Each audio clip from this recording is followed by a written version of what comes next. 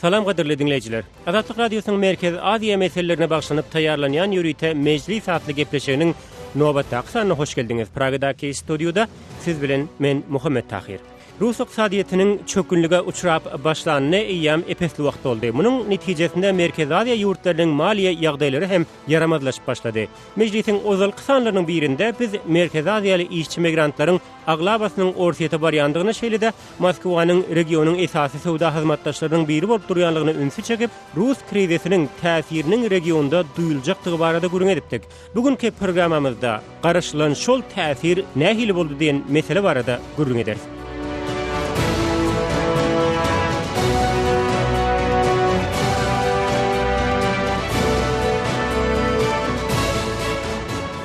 Programamyzyň bugünkü mehmanlary Economic Intelligence Unit Ulmy Barlyklar Merkeziniň Merkez Aziýa boýunça bilermeni Alex Nice, Euro-Asianet internet neşriniň Merkez Aziýa boýunça habarçysy Peter Leonard. Şeýlede Azatlyk Radiosynyň Merkez Aziýa meseleleri barada maglumatlar çap edýän Qışlak Awazy blogynyň redaktory Bruce Panier.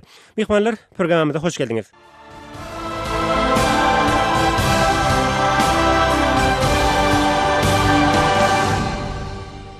Hawa Rus iqtisadiýaty eýem ençe wagtdan bäri krizis başdan geçirýär. Ýagdaýlaryň mundan belek hem yaramazlaşjakdygyny aýtmagy doly esas bar.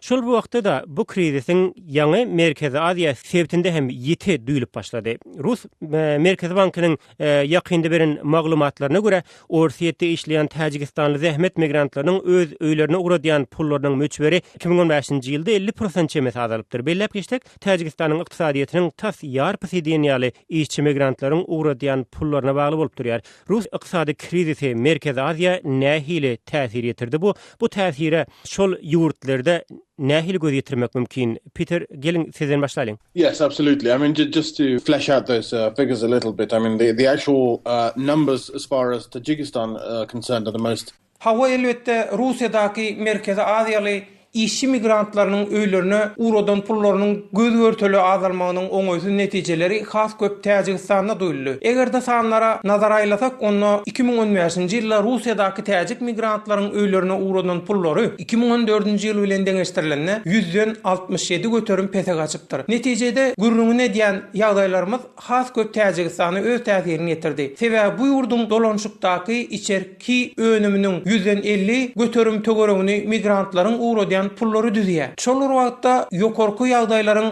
täsiri Kyrgyzstanda we Özbegistanda hem duýuldy. Bu ýurtlarda krizisiň täsiri Täjikistanaky ýaly bolmasa da onuň netijeleri ýiti duýuldy.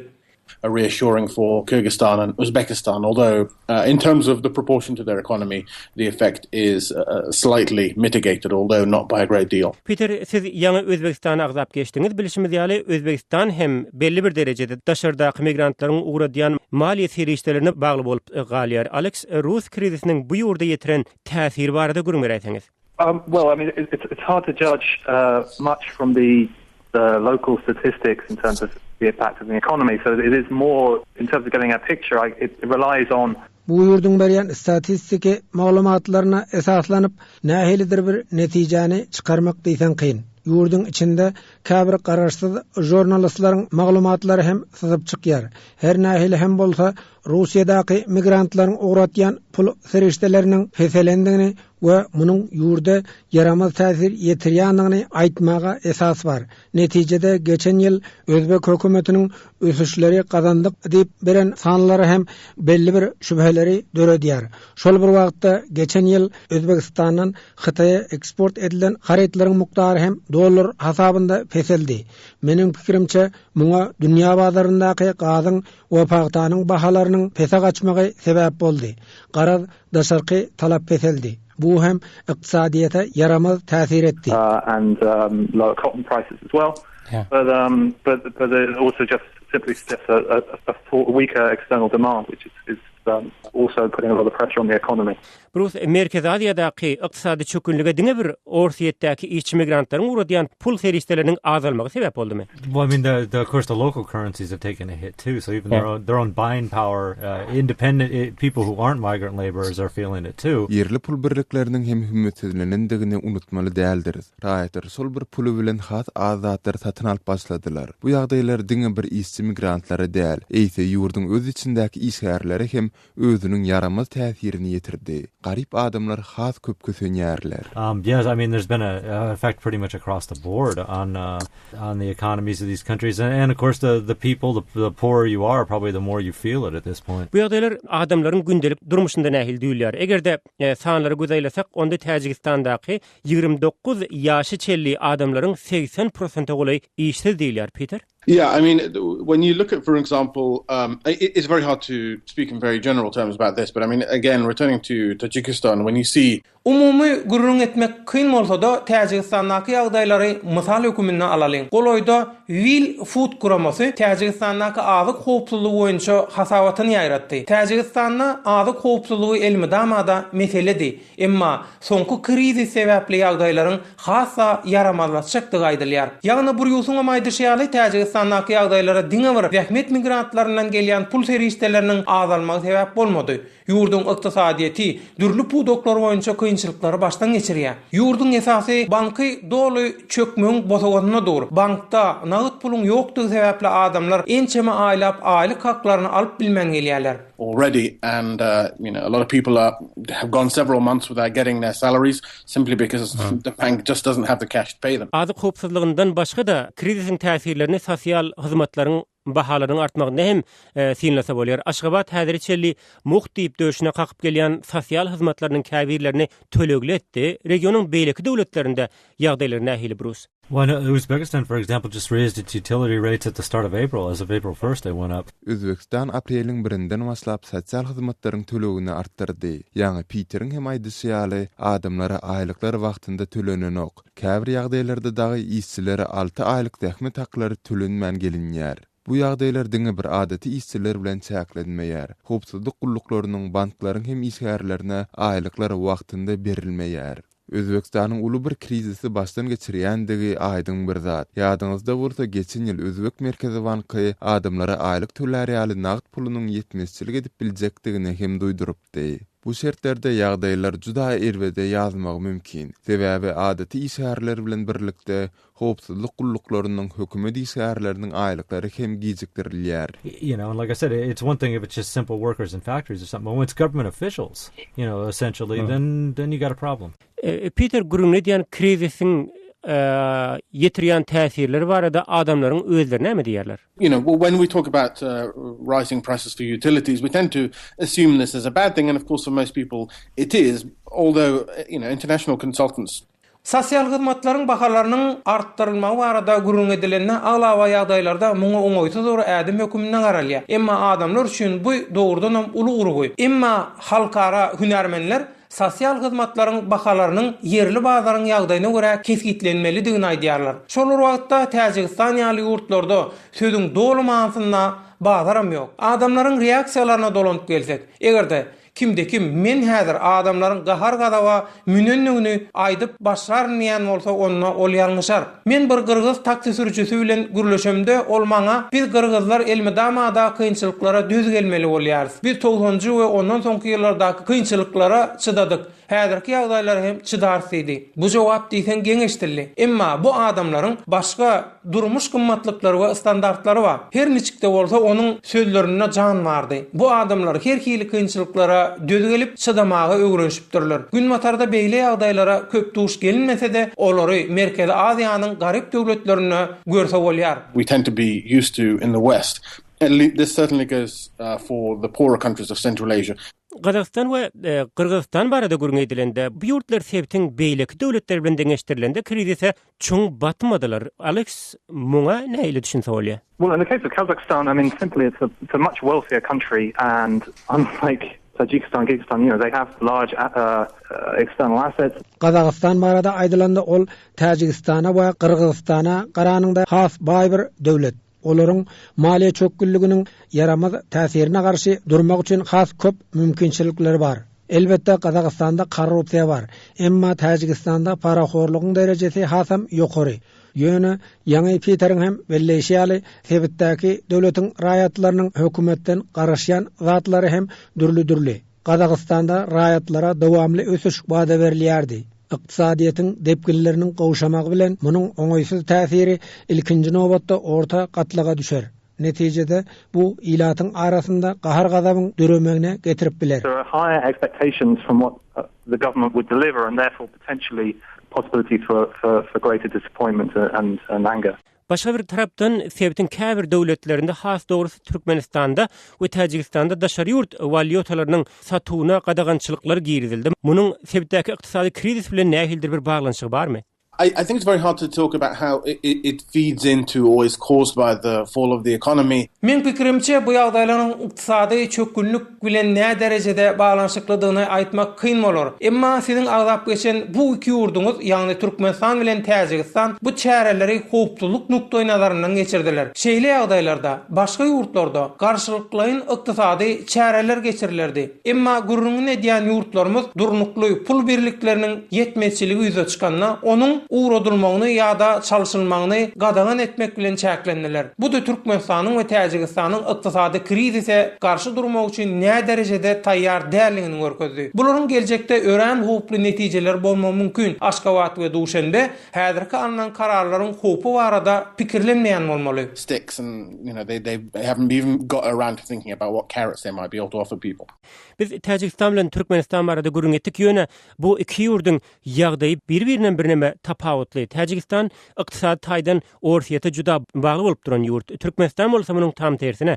Ýöne muňa garamazdan Täjikistan bilen deňeşdirilende Aşgabat dolar sowdasyna garşy has ýeti çäreler geçirdi. Bu iki ara tapawutly ýagdaýlary nähil düşündirip bolar? Well, I mean, I think the driver of the downturn and the crisis that the government finds itself in is to do with a fall in energy export. Meniň pikirimçe bu dünýä bazaryndaky energiýa sereşdeleriniň bahalarynyň pesa gaçmagy bilen dören ýagdaýa çykalga hökmünde edilýän işler. Gynansak da Türkmenistanyň satýan gazynyň bahasy baradaky maglumatlar elýeterildi. Umuman bu ýurt barada juda çäkli sanlar bar.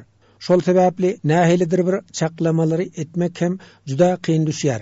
The economy and growth, but again it's hard to get a very complete picture or indeed generalize very firmly. Sağ olun. Gelin şu ýerde we gepleşmede gysgaça ara bereýin. Ara kesmeden sonra meclise bu ýagdaýa garşy degişli hökümetleriň görýän çäreleri onuň näme derejede täsirli bolup bolmalygy baradaky gürüň bilen dowam etdirer. Tolkunymyzdan aýrylmaň.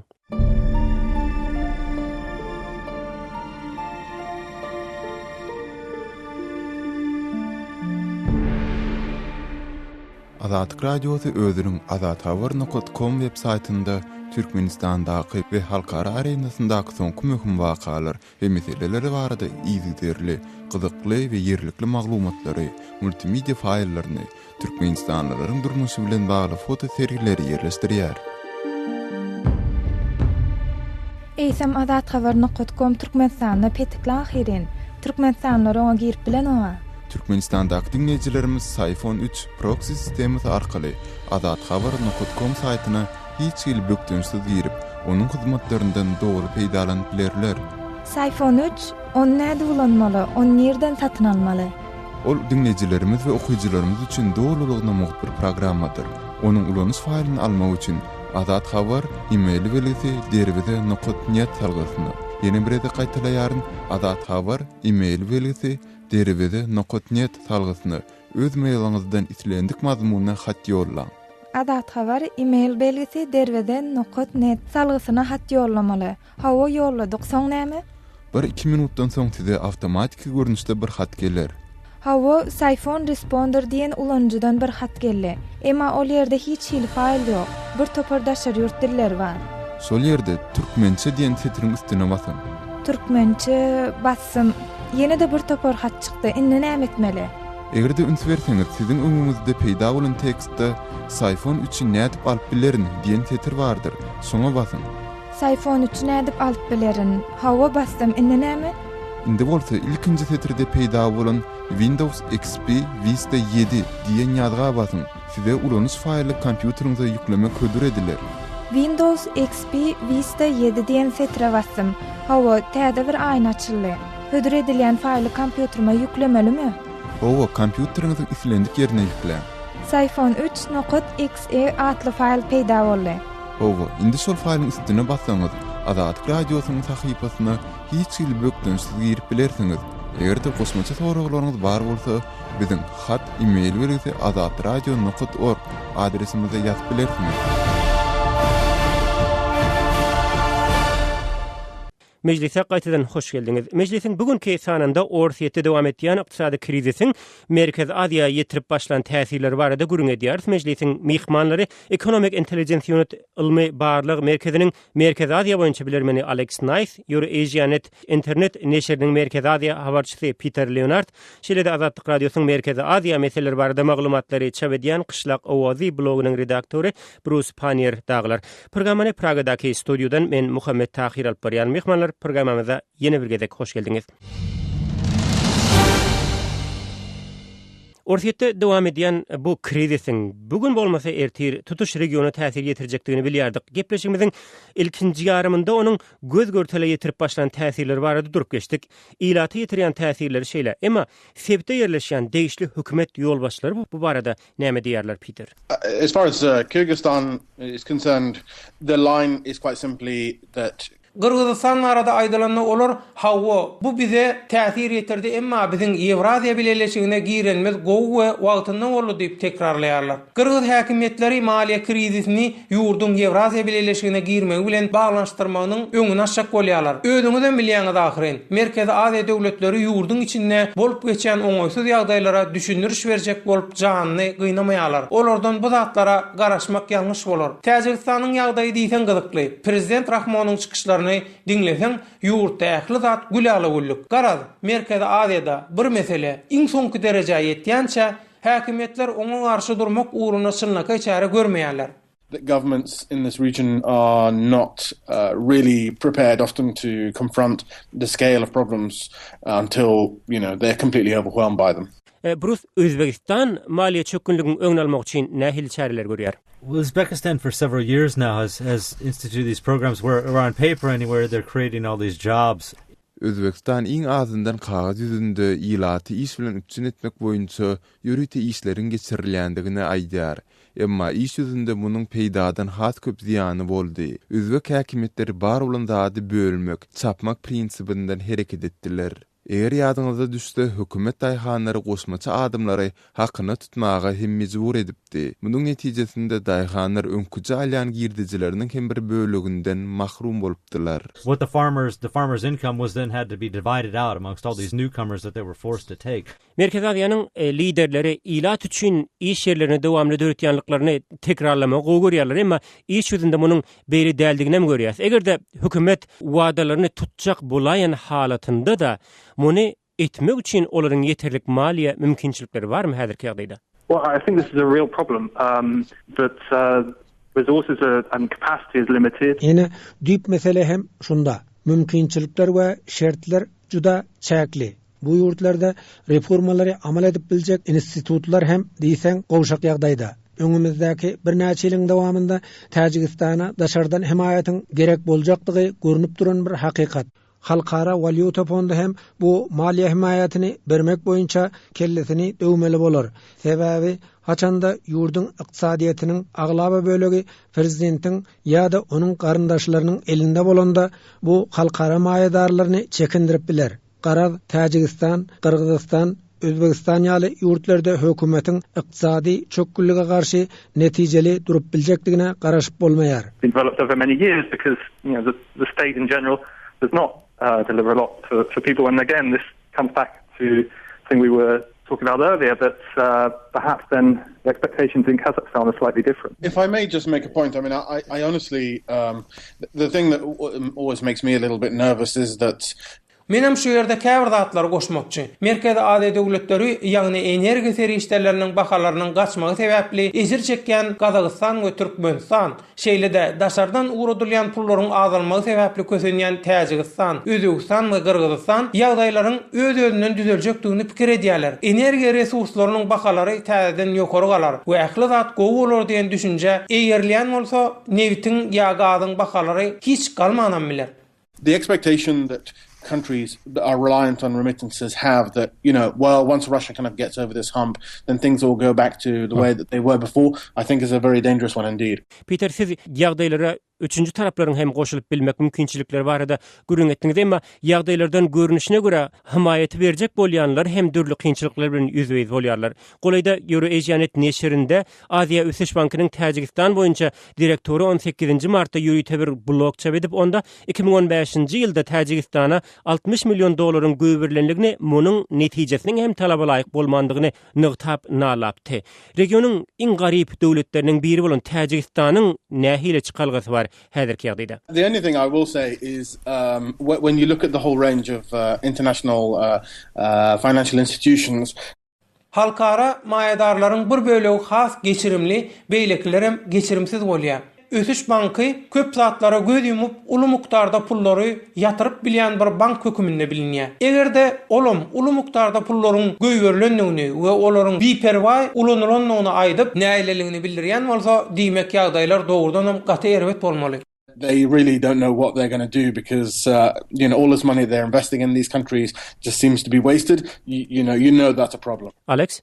Yeah, I would absolutely agree, and I think in Tajikistan, for example, there doesn't seem to be any acknowledgement of it was saying first is it's about. Men doly alalaşýaryn. Meniň pikirimçe häkimiýet ýagdaýlary nä derejede erbetleşdirýändigini, munyň gelejekki netijelerini görüp bilmeýän bolmaly. Täjikistanyň öňünde uly mesele keserip dur. Russiýanyň ýagdaýynyň hem tiz wagtda gowlaşakdygyny çaklap bolmaýar. Netijede işçi migrantlaryň ugradýan pul serişdeleri hiç haçanda ozalky derejelerine yetmän biler. Up to 2008, or indeed even say 2010 to 14, and so those sort of levels of remittances we saw may simply never come back again. Bruce, Merkezi Aziya liderleri näden de häzirki ýagdaýlardan çykyp bilerler? I'd like to think that they're going to rein in corruption and cultivate more efficient internal systems, but that would be hoping for a lot. Men bu ýurtlar korrupsiýany ýok ederler we has netijeli içerki siýasaty alyp bararlar diýetim gelýär welin munyň amala aşjakdygyna asla inanmaýaryn. Täjikistan we Türkmenistan mali ugurunda ýakyny gündogry ýüzülendi. Peter'in ýangy maýdysyaly häzirki şertlerde günwatarly maýadarlaryň emaýet etjekdigine garaşyp bolmaýar. Ýöne bu krizisiň gowy tarapy hem bar. Bu çok günlükde soğukun davaralar has köpelýär. Mysal üçin Täjikistanda prezidentin güni diýilen täze bayramçylyk bellenip başlanır. Häkimetler has köp dawarlary geçirip ykdysady krizisden ünsüz owmaga finansiýa edýäni meňdeýärler. And Kazakhstan's had one, and I suppose maybe now that's one of the indicators of how bad your economy is how many new national holidays the government's pushed through so that people can feel a little bit better about what's happening in the country. Bruce Panier, Azatlyk Radiosynyň Merkezi Aziya boýunça habarlar çap edýän blogy Kışlak Owazynyň redaktory, beren maglumatlaryňyz üçin köp sag bolun. Alex Nice, Economic Intelligence Unit Barlaglar Merkeziniň Merkezi Aziya boýunça redaktory, Euroasianet neşriniň Merkezi Aziya boýunça habarçysy Peter Leonard gepleşigimizde gatnaşyp beren maglumatlaryňyz üçin size hem uly minnetdarlygymy bildiresim gelýär. Hormatly dinleýijiler, wagt tapyp programmamyzy dinläniňiz üçin siz hem sag bolun. Eger Merkezi Aziya göňütdirilip taýýarlanýan bu gepleşigi ýeni bir gezek dinlemek we mejlisde öňe sürülen pikirler barada öz garaýşlaryňyzy aýtmakçy bolsaňyz, biziň azathabar.com saýpamyzy seýahat ediň, oňa Türkmenistandan derwede net arkaly girip bolýar. Şeýle-de bu gepleşigimiz Azatlyk Radiosynyň Facebookdaky Azatlyk Radiosy, YouTubedaky Azatlyk online saýpalarynda hem çap edilýär. Gepleşigimizi şol ýerlerde hem dinläp, öz pikirler garaýşlaryňyzy galdyryp bilersiňiz. Şonlukda men Muhammed Tahir siz bilen şu ýerde hoşlaşyp programmany jemlemek isleýär. Ýene bir gezek efir tolkunyna duşýançak, hoş sag bolun.